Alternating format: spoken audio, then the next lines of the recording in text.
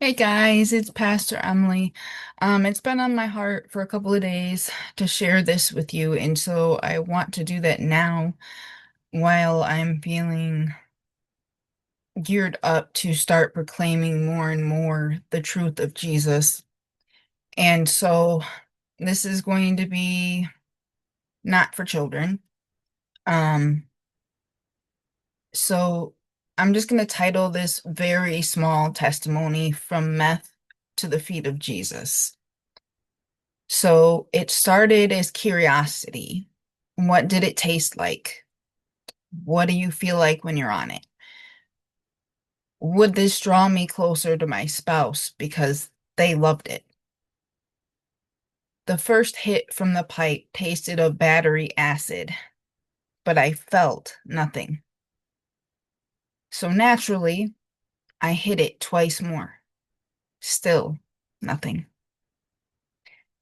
The smart move would have been to thank God that I didn't feel anything. But instead, I decided to try it again the next day. As soon as I hit it, there was a shift in the atmosphere that was undeniable.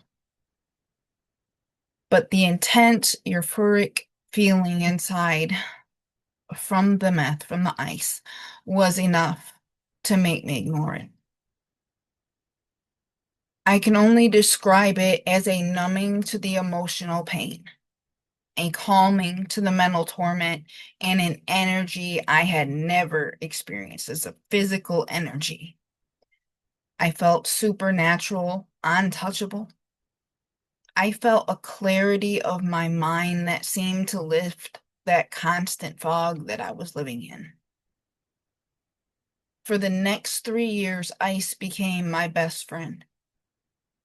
The times I should have bent my knees in prayer became the times that I would need it the most. Upon waking up, before and after every meal, every stressful moment, every night before bed, before I could even enjoy intimacy with my spouse. Ice was first and everything else came after, including my children and including God. I eventually lost custody of my children, and shortly after I lost custody of my children, I divorced my spouse, and I was able to totally stop ice with no help. I had no cravings for it. It was an instantaneous deliverance. The moment that I decided I didn't want that for me, God came in and cut the addiction. Getting clean didn't stop me from living through the natural consequences of addiction. I lost my house and was homeless for almost 2 years. In those 2 years, I was clean from ice, but still smoking marijuana, and I was still drinking alcohol very heavily. I lived in hotels for 6 months until my money ran out. After that, I rented a room from an elderly gentleman. Then I lived in a tent and ultimately ended up in the Walmart parking lot in my vehicle. A friend eventually took me in, and I was able to get completely sober, even free of cigarettes, free of everything. It's been almost 6 years, and I'm still living at my friend's house, trying to regain my health from 20 something years of addiction, trying to regain my life. And I'm sharing my story because addiction can happen to anyone for any reason, but so can recovery. If you're in active addiction, please know that recovery is possible. It's not easy, but it is worth it.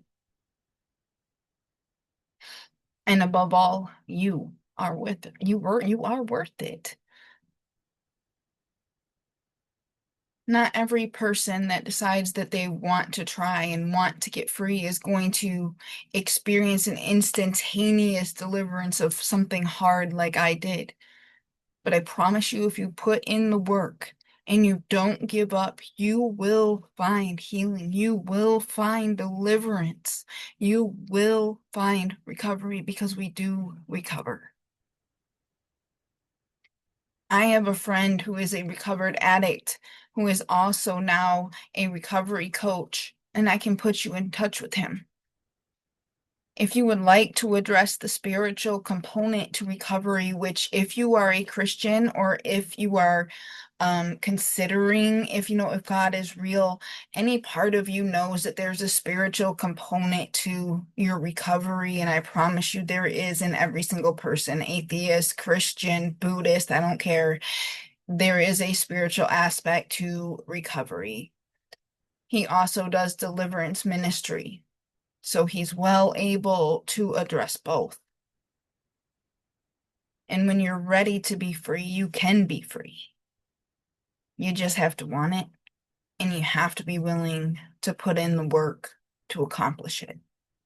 I hope that this short video and vulnerability helps you to make that decision, because you are indeed worth it.